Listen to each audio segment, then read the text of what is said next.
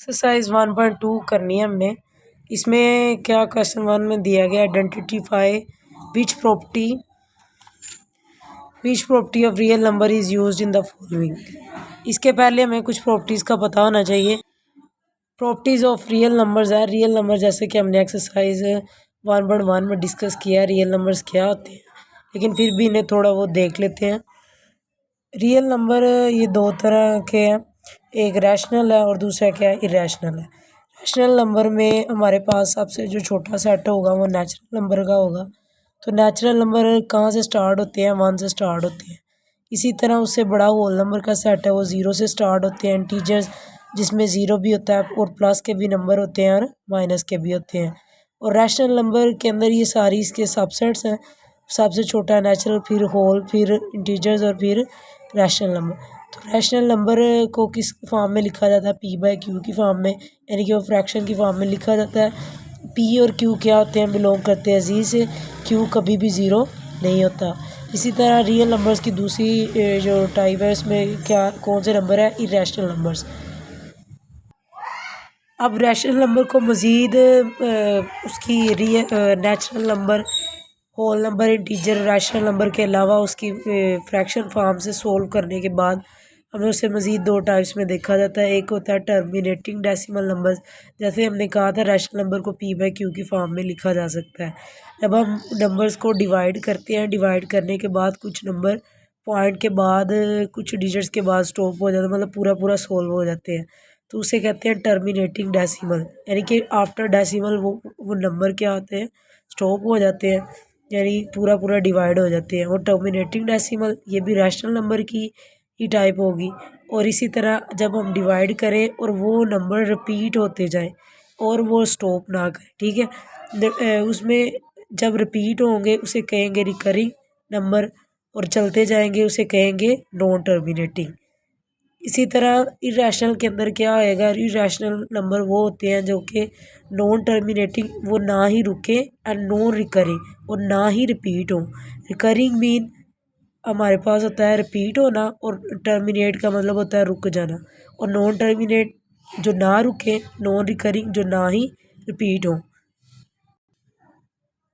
ये प्रॉपर्टीज़ हैं। Clear property with respect to addition, with respect to multiplication. Clear property को addition के अतबार से भी देखना है और मल्टीप्लिकेशन के अतबार से भी।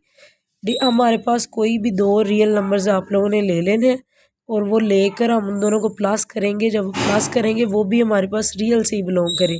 रियल जैसे कि हमने अभी वो सारे पढ़े हैं, नेचुरल, होल, इंटीजर्स और p/q की फॉर्म में। तो और इरेशनल नंबर, ये सारे के सारे आप कोई भी दो रियल नंबर लें, उनको ऐड करें, वो भी आपके पास ऐड होने के बाद जो आंसर आएगा वो भी रियल में से ही बिलोंग करेगा। इसी तरह मल्टीप्लिकेशन के केस के अंदर है, कोई भी दो रियल नंबर लें उसे मल्टीप्लाई करवाएं, वो भी आपके पास किससे बिलोंग करेगा, रियल से ही बिलोंग करेगा। तो ये क्लियर प्रॉपर्टी ये होती है कि कोई दो रियल नंबर्स और मल्टीप्लाई करें या ऐड करें, वो रियल से ही बिलोंग करें। तो ये एग्जांपल के तौर पे मैंने ले लिया a2b3 है, 2 + 3 = 5, 5 भी बिलोंग कर रहा है रियल में से। इसी तरह a-2 ले लिया, b-3 ले लिया, दोनों को मल्टीप्लाई किया, -6, -6 इंटीजर सेट से बिलोंग करता है, वो भी एक क्या होता है, रियल नंबर होता है। कम्यूटेटिव प्रॉपर्टी क्या है, commutative property with respect to addition. इसके अंदर हमारे पास दो रियल नंबर होते हैं, उन्हें उसके अंदर ये केस होता है कि आप उन्हें उनकी पोजीशन चेंज कर दें। यानी कि अगर a+b लिखा है और इक्वल के दूसरी तरफ b+a कर दें तो दोनों का आंसर सेटिस्फाई करेगा। ये कम्यूटेटिव प्रॉपर्टी होती है, यानी कि a+b इक्वल है b+a। इसी तरह commutative with respect to multiplication के लिए क्या होगी, कोई दो रियल नंबर a × b वो इक्वल होगा b × a। एग्जाम्पल के तौर पे दो नंबर्स लिए, a 7 है, b क्या 5 है, 7 + 5 = 5 + 7, तो ये भी 12, ये भी 12, ये भी सेटिस्फाई कर गया। इसी तरह हमारे पास एक a-7 ले लिया, b2 ले लिया, तो इनको भी मल्टीप्लाई किया है, -7 को 2 से, -14, इधर भी -14। यानी कि कम्यूटेटिव प्रॉपर्टी के अंदर पोजीशन चेंज करते हैं और दो रियल नंबर होते हैं, उनकी पोजीशन चेंज करते हैं, तो हमारा आंसर क्या होता है, दोनों तरफ सेटिस्फाई करता है। इसी तरह एसोसिएटिव प्रॉपर्टी है। एसोसिएटिव प्रॉपर्टी के हमारे पास क्या होगा इसके अंदर, विद रिस्पेक्ट टू एडिशन और with respect to multiplication. With respect to addition के लिए हमारे पास कोई भी 3 रियल नंबर लेने हैं, उनको आप लोगों ने क्या करना है, ऐड करवाना है और दूसरे 3 रियल नंबर के इक्वल आए। अब इसके अंदर एडिशन इस तरह होगी कि ब्रैकेट की पोजीशन हम लोगों ने क्या करनी है, चेंज कर देनी है। अब ए प्लस बी है प्लस सी, इधर भी ए प्लस बी प्लस सी लिख लें। यानी इसके अंदर अगर पहले 2 नंबर्स के गिर्द ब्रैकेट डालने हैं तो फिर अगले इक्वल के दूसरी तरफ लास्ट वाले 2 के गिर्द आप लोगों ने ब्रैकेट डालनी है। फिर इसके लिए हम लोगों ने क्या करना है, कोई भी 3 नंबर ले लेते हैं। A2 ले लिया, B3, C5 ले लिया। इनको हम लोगों ने ऐड किया बोर्ड मैथ्स के मुताबिक। पहले ब्रैकेट को सोल्व करते हैं, 2 3 5, 5 + 5 ये हमारे पास 10 आ गया। 2 3 में 5 ऐड किए 8, 8 2 10 आ गया। यानी कि हमारे पास ये भी क्या कर गया, सेटिस्फाई कर गया। इसी तरह अगर मल्टीप्लिकेशन के लिए देखें तो उसके लिए हमारे पास 3 नंबर्स हैं, तीनों को हम लोगों ने मल्टीप्लाई करवाया। तो मल्टीप्लाई करवाने के लिए भी हमारे पास वैल्यूज़ क्या आ गई है, सेटिस्फाई कर गई है। बोर्ड मैथ्स के मुताबिक पहले ब्रैकेट को सोल्व करेंगे, फिर हम लोग ने मल्टीप्लाई करना है। इसके बाद हमारे पास प्रॉपर्टी क्या है, एडिटिव आइडेंटिटी। एडिटिव आइडेंटिटी क्या होती है और दूसरी तरफ होती है मल्टीप्लिकेटिव आइडेंटिटी। एडिटिव आइडेंटिटी हमारे पास क्या होता है, कोई भी आप रियल नंबर लें, उसके अंदर ज़ीरो को ऐड करें, उस नंबर पर कोई फ़र्क नहीं पड़ेगा। अगर हमारे पास कोई भी आप नंबर ले लें, अगर उसमें ज़ीरो ऐड करवाएंगे हमारे पास कोई भी उस नंबर में फ़र्क नहीं आएगा। अब यहाँ पर मैंने एग्जांपल के तौर पे 9 ले लिया, तो 9 में अगर हम ज़ीरो ऐड कर दें तो उसका आंसर फिर भी हमारे पास 9 ही आएगा। उसे चाहे लेफ़्ट साइड पे ऐड करवाएं चाहे राइट साइड पे ऐड करें, कोई फ़र्क इसमें नहीं आएगा। तो यहाँ से हमें ये पता चला कि ज़ीरो क्या है, एक एडिटिव आइडेंटिटी है। तो यह MCQs भी बनता है कि ज़ीरो क्या है, एक एडिटिव आइडेंटिटी है।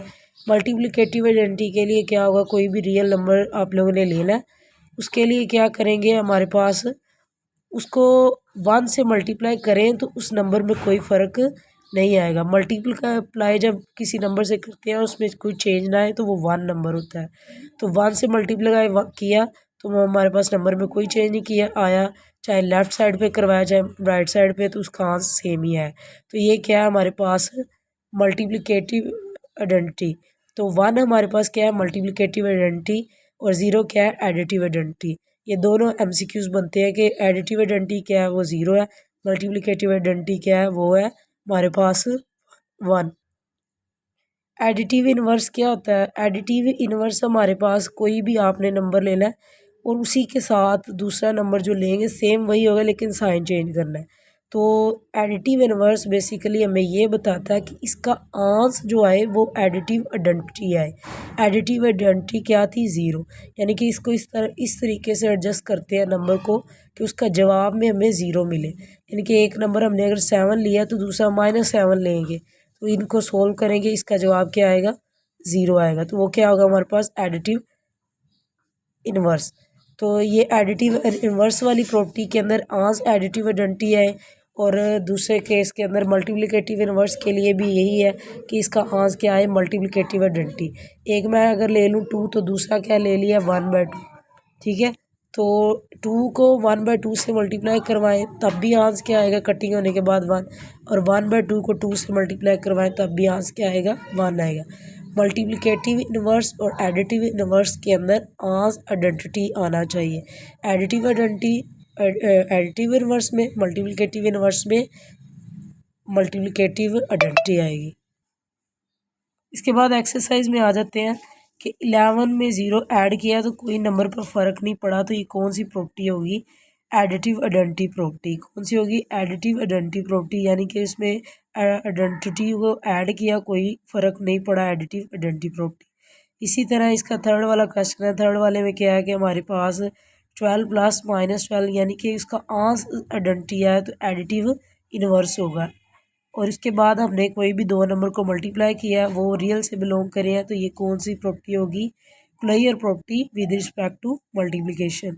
अब फिर हमने आइडेंटिटी से मल्टीप्लाई करवाया, आंसर वही नंबर है, तो मल्टीप्लिकेटिव आइडेंटिटी।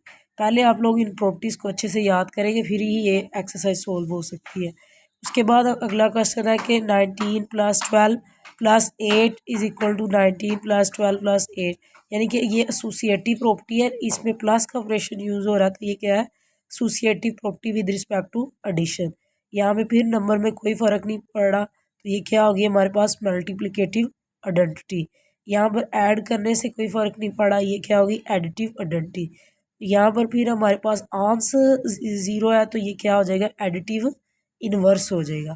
ठीक है, उसके बाद इसका अगला क्वेश्चन है, इसमें क्या है हमारे पास मल्टीप्लाई हो रहे हैं नंबर्स, मल्टीप्लाई होने के बाद तो दोनों तरफ सेम एलिमेंट्स है तो नंबर्स है, इसमें हमारे पास क्या आ गया associative property with respect to multiplication. इसी तरह दो नंबर है लेकिन पोजीशन चेंज है, तो ये पोजीशन चेंज होने की वजह से क्या है कम्यूटेटिव है, दरमियान में प्लस का साइन है, तो विद रिस्पेक्ट टू एडिशन। अब यहाँ पर हमारे पास आंस 1 आ रहा है, तो ये मल्टीप्लिकेटिव इनवर्स है। फिर उसके बाद हमारे पास फिर मल्टीप्लाई करने के बाद आंस आ रहा है 1, तो ये हमारे पास क्या आ जाएगा मल्टीप्लिकेटिव इनवर्स आ जाएगा। फिर ये हमारे पास 3 नंबर है, पोजीशन ब्रैकेट की पोजीशन चेंज है, तो ये एसोसिएटिव है with respect to addition. Last का ऑपरेशन यूज़ हो रहा है, तो विद रिस्पेक्ट टू एडिशन। अब ये हमारे पास क्या है कि मल्टीप्लाई हो रहे हैं, तो मल्टीप्लाई के केस के लिए हमारे पास पोजीशन चेंज हुई है और multiply commutative property with respect to multiply, और ये भी क्या होगी commutative property with respect to multiplication. X Y is equal to Y x.